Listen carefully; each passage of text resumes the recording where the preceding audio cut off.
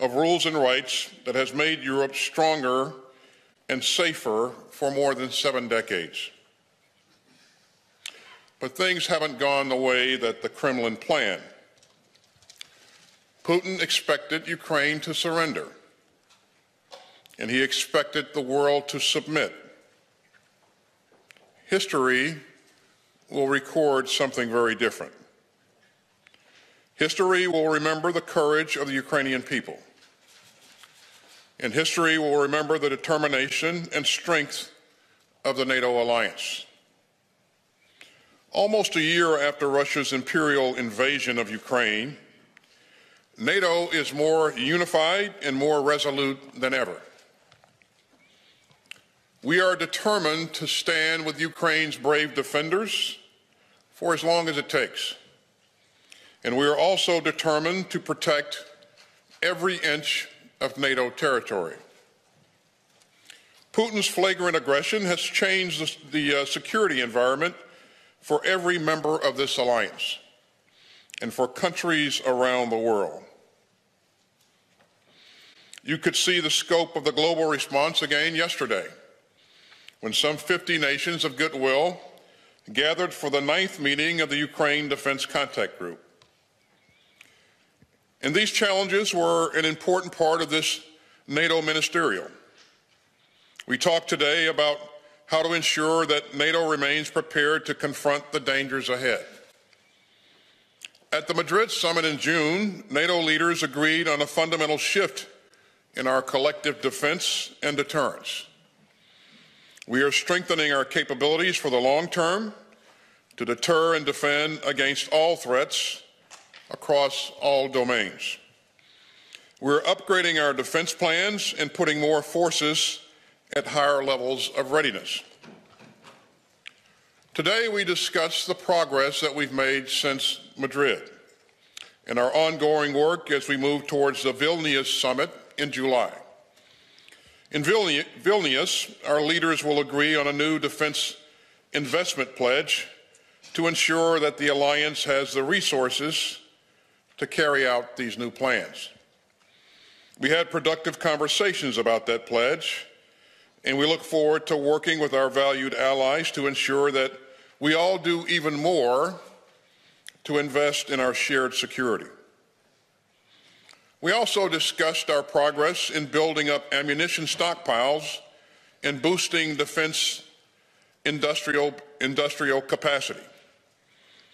And NATO allies have dug deep over the past year, and both President Biden and I are deeply grateful.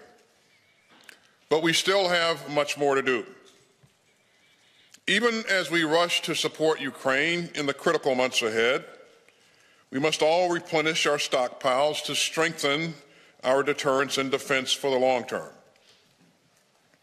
Now, this alliance has always drawn strength from its shared devotion to the values of freedom, democracy, and human rights. We've seen that in action over the past year, as our extraordinary allies have stepped up to condemn Putin's imperial aggression, to support Ukraine's right to defend itself, and to strengthen our collective defense. We will not be drawn into Putin's war of choice, but we will never waver in carrying out NATO's preeminent task. And that task is to defend this great alliance's people and their territory. America's commitment to that core mission is unflinching. America's commitment to Article 5 is ironclad. And we're proud to work alongside our NATO allies to defend the forces of freedom and to build a safer world. So thank you very much, and I'll take a few questions. Thank you, Mr. Secretary. Our first question will go to Tom Secretary, Red Snow. Thank you. Good afternoon, Mr. Secretary. Sir, in 1914, as troops invading France moved through this very region, those in charge of the defense in Paris scrambled to rush men and materiel to blunt that offensive. They had little time to react and threw everything they could, including taxicabs, to get what was needed into the fight to counter that offensive, and they succeeded. Now, from NATO Secretary General on down, many here have acknowledged that the Russians have either started or will soon begin an offensive of some proportion before the Ukrainians can do the same. So a similar scramble seems to be looming. Yesterday, you outlined a deep and wide range of military support pledged to Ukraine. You just mentioned it again today. But with ports jammed and railways clogged, with some production off pace, how certain are you that this support will get to Ukraine in time? Or, as you just said in your opening remarks, how will history record something very differently?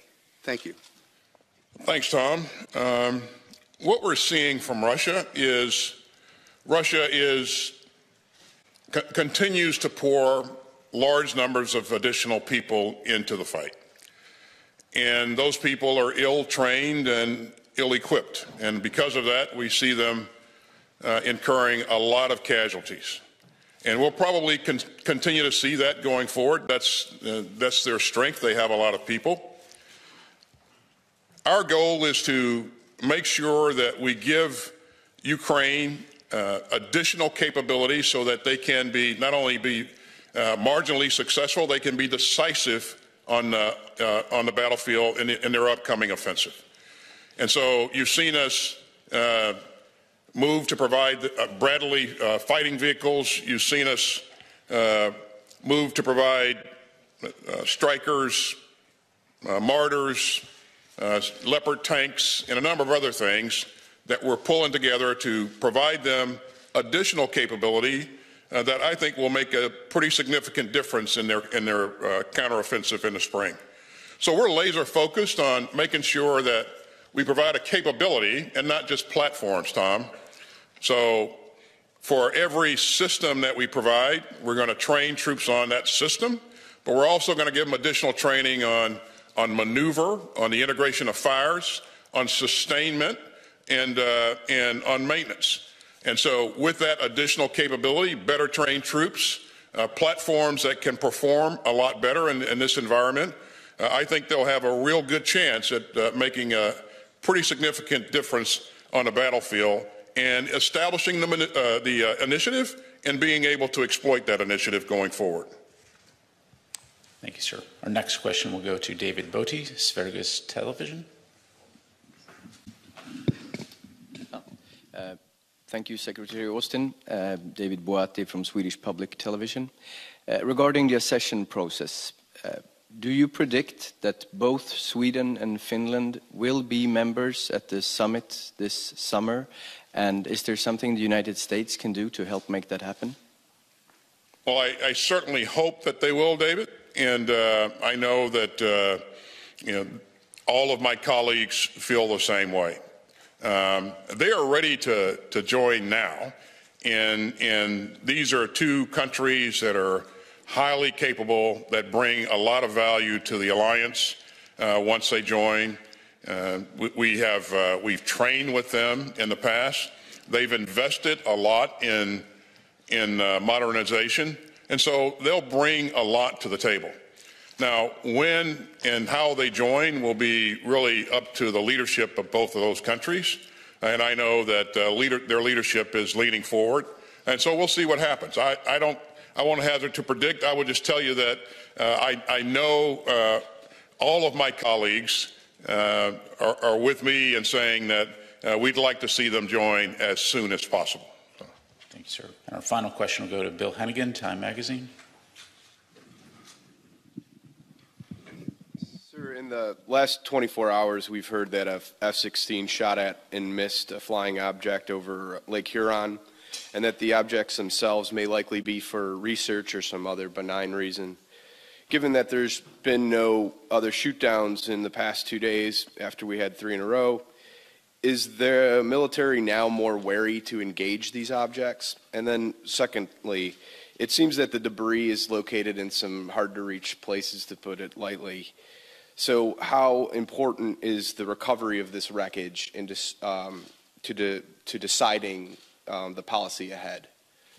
Thanks, Bill. I'm not aware of any additional objects that have been reported operating in the space in the last 48 hours. So But in terms of whether or not the debris is important, it's absolutely important. And we're going to do everything we can to recover debris if it's possible.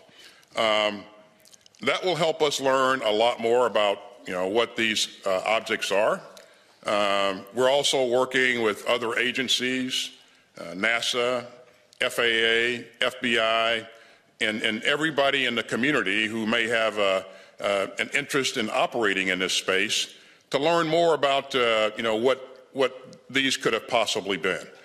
And so I would just tell you that the safety and security of the American people, that's the thing that's most important to me and to everybody on the DoD team and throughout the interagency.